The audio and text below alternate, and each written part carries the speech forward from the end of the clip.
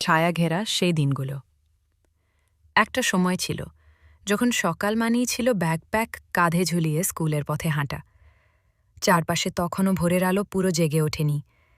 রাস্তায় শিশির ভেজা পাতার গন্ধ, আর একপাশে দাঁড়িয়ে থাকে কদম গাছ, যেন আমাদের অপেক্ষায়। সে গাছে ছায়ায় সবাই এসে দাঁড়িয়ে থাকত আমার জন্য। আমি যেহেতু স্কুল কাছে থাকতাম, তাই ওরা এসে আমার জন্য অপেক্ষা করত। এখনকার মতো কারো চুল এত স্টাইলিশ ছিল না, কেউ কারো পোস্টে লাইক দিত না, কিন্তু প্রতিদিন দেখা হতো, হাসি হতো, ঝগড়া হতো, আবার রাগ ভাঙতেও সময় লাগত না। বৃষ্টি আসলে স্কুল পালানোর প্ল্যান হতো টিফিনে ফাঁকে, অথচ শেষ পর্যন্ত স্যারের চোখ ফাঁকি দিয়ে ক্লাসের খোলা জানালা দিয়ে তাকিয়ে তাকিয়ে আমরা শুধু বৃষ্টিতে ভেজা মাঠটাই দেখতাম।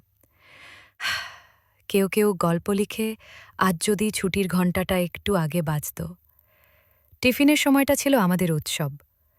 কার ব্যাগে কি আছে সেটা জানার আগ্রহটা যেন জীবনের সবচেয়ে জরুরি প্রশ্ন। অবশেষে সব ভাগাভাগি হতো এক হেসে খেলে। স্কুল ছুটি মানি একসাথে বাসায় যাওয়া, আস্তে আস্তে হেঁটে বাসায় যাওয়া, আর কত গল্প।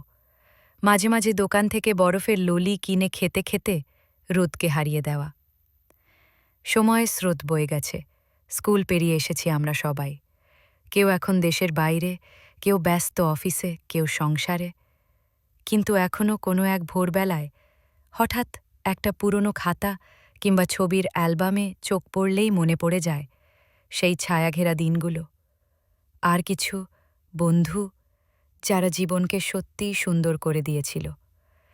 আবার যদি একবার ফিরে যেতে পারতাম ওই দিনগুলোতে।